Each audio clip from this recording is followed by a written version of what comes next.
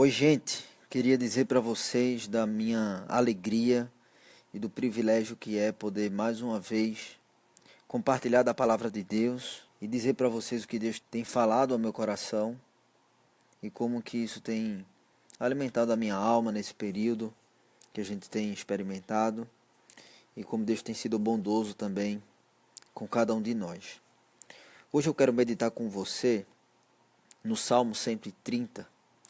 Se você tiver a sua Bíblia por perto, quero pedir para você pegar ela e acompanhar a leitura comigo. O Salmo 130 é um salmo que a gente chama de cântico de romagem. Cântico de romagem também pode ser traduzido como um cântico de peregrinação. E esse salmo ele tem um contexto muito interessante, porque os cânticos de peregrinação ou de romagem eram cânticos que o povo de Deus eles cantavam enquanto eles caminhavam para Sião, enquanto eles caminhavam exatamente para o lugar onde o Senhor estava de forma muito especial presente para poder falar com esse povo durante o tempo que eles estivessem. Então, a marca desse cântico de romagem, que nós vamos ler aqui e meditar nele, é exatamente um contexto onde o povo estava em peregrinação, estava a caminho, estava andando para o lugar de adoração a Deus. E durante esse caminho, por muitas vezes, se apresentavam situações complicadas, difíceis, eles encaravam fome algumas vezes, frio e situações difíceis, porque não era uma distância curta e além disso também eles não tinham carro nem avião, não é verdade? Eles iam e andavam ou iam de cavalo ou coisas semelhantes. O ponto é que havia aqui por trás desse contexto um contexto de sofrimento, mas um contexto também de esperança muito grande. O que alimenta a alma do povo de Deus é a esperança que o povo tem no Senhor. E é exatamente então isso que eu quero meditar com você aqui no Salmo 130, onde nós olhamos para a palavra de Deus e vemos como que o povo se coloca e se dispõe, se ajoelha diante do Senhor e ao mesmo tempo é alimentado, ao mesmo tempo esse povo recebe do Senhor o conforto, recebe do Senhor a paz, recebe do Senhor a esperança de que eles de fato são filhos de Deus e amados do Pai. Então volte então seus olhos para o texto, eu quero ler, enquanto eu leio com você, então eu quero pontuar algumas coisas aqui para o nosso coração. Verso 1 diz o seguinte: das profundezas clamo a ti, Senhor. É interessante porque o salmista, aqui nesse cântico dos israelitas, ele começa dizendo: Pai, eu estou nas profundezas, mas das profundezas eu clamo a ti, Senhor. Mesmo eu estando nas profundezas, eu não me calo, mas eu corro para o Senhor. E aí no verso 2 ele diz: escuta, Senhor, a minha voz. Estejam alertas os meus ouvidos, estejam alertas os teus ouvidos às minhas súplicas. Senhor, eu estou na profundeza, mas da profundeza eu clamo a ti. Por favor, Senhor, escuta a minha voz. Por favor, Senhor, volta os teus ouvidos e ouve as minhas súplicas, Senhor. Verso 3: se observares, Senhor, iniquidades, quem, Senhor, subsistirá? Contigo, porém, está o perdão, para que te temam. No verso 5: aguardo o Senhor, a minha alma o aguarda. Eu espero na sua palavra. A minha alma anseia pelo Senhor, mais do que os guardas pelo romper da manhã. Mais do que os guardas pelo romper da manhã. Espere Israel no Senhor, pois no Senhor há misericórdia. Nele, copiosa redenção. É Ele quem redime a Israel de todas as suas iniquidades. No verso 5, o salmista nos lembra aonde a nossa alma deve estar guardada. A minha e a sua alma, em períodos de profundeza, em momentos de insegurança, em momentos de conflitos, a minha e a sua alma, ela necessita aguardar no Senhor. A nossa alma, ela não precisa e não necessita fazer caminhos e criar formas para fugir das profundezas, senão pelo Senhor. A nossa alma precisa, meu querido e minha querida, em momentos de dificuldade, de confusão, momentos onde nós estejamos em profundidade, guardar a sua fé e a sua esperança no Senhor.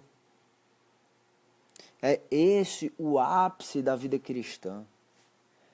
É essa a grande mensagem do Evangelho que me alcançou e alcançou você. É o fato de que a minha esperança, que a sua esperança, é o fato de que a nossa alma, ela aguarda e ela espera na palavra de Deus. Ela espera e aguarda na promessa de Deus. E qual é a promessa de Deus? Ele vai desenrolar então o texto no verso 6 e dizer: a minha alma anseia pelo Senhor, mais do que os guardas pelo romper da manhã. Os guardas, eles começavam o seu turno cedo da noite, no final da tarde de um dia, e passava então a noite guardando o povo. E ao fazer isso, ele, durante a noite, quantas e quantas vezes ele não desejava que chegasse logo amanhã, que amanhã rompesse, para que ele pudesse descansar. E é exatamente essa figura maravilhosa que o salmista usa aqui. Mais do que os guardas pelo romper da manhã, espere Israel no Senhor. Meus queridos, embora você esteja cansado, embora você esteja na profundeza, embora você esteja em conflitos, embora você não saiba como será o dia de amanhã, embora você esteja em segurança, a palavra do Senhor diz para mim e para você que a nossa alma tem que ansiar pelo Senhor, mais do que os guardas anseiam pelo romper da manhã. É no Senhor que nós esperamos, porque é no Senhor que há misericórdia, porque é no Senhor que há redenção. E ele termina esse cântico de romagem, de peregrinação, dizendo: é Ele quem redime a Israel. É o Senhor, meu querido e minha querida, que redime a mim e a você. É o Deus de Israel, é o Deus da igreja, que é misericordioso, que dá redenção, que pega os seus filhos e cuida deles. Ele nos põe no colo e nos protege. É esse Deus que nós cremos. E é nesse Deus que nós temos a total confiança. de que não importa a profundeza que nós estivermos, o Senhor ouve a nossa voz. Durante esse período, eu quero encorajar você a lembrar que a nossa história não é sobre nós, mas é sobre Deus.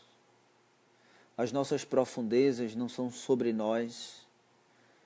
As nossas guardas noturnas, se podemos falar dessa forma, não são sobre nós. Esses períodos difíceis não são sobre nós, mas a história é sobre o Senhor. A história é sobre Deus. É Ele que está conduzindo todas as coisas. E é para Ele que todas as coisas apontam. E esse mesmo Deus que escreve a história, esse mesmo Deus que puxa para si a esperança, a responsabilidade, a misericórdia, a redenção. Esse Deus ama a mim e ama a você. Ele ama a minha casa e ama a sua casa. Esse Deus ouve as nossas súplicas. Ele não nos deixa jogados às nossas próprias vontades, mas Ele faz e executa a dele. Lembre-se disso, Deus ama o seu povo e Ele cuida do seu povo. Portanto, eu quero encorajar você a meditar mais na palavra do Senhor, a meditar nesse Deus de amor, a meditar nesse Deus de cuidado, a meditar nesse Deus que não há nenhum outro como Ele, porque os céus proclamam a glória do Senhor e o firmamento anuncia as obras das suas mãos. Qual outro Deus é como nosso Deus? É Ele quem nos redime, é Ele que cuida de nós. Medite, meu querido e minha querida, sobre essa realidade. O Evangelho é sobre isso. O Evangelho é sobre cuidado. Medite no Senhor. Lembre que a meditação, ela alimenta a nossa alma. A meditação na palavra de Deus é a mesma coisa que a digestão para o alimento. Nós precisamos comer vagarosamente para que a nossa digestão seja feita também na sua maior potencialidade. Então aproveite, mastigue a palavra de Deus, para que a digestão, para que a meditação conduza você a olhar para a face desse Deus no seu Espírito Santo, que revela a face do Senhor, e de fato experimentar a mão de Deus sobre a sua vida, e voltar os olhos para o Senhor e dizer: Pai, obrigado por ouvir minhas orações e cuidar da minha casa, da minha família, do meu coração e por, acima de qualquer coisa, revelar Jesus a mim. Que Deus abençoe vocês.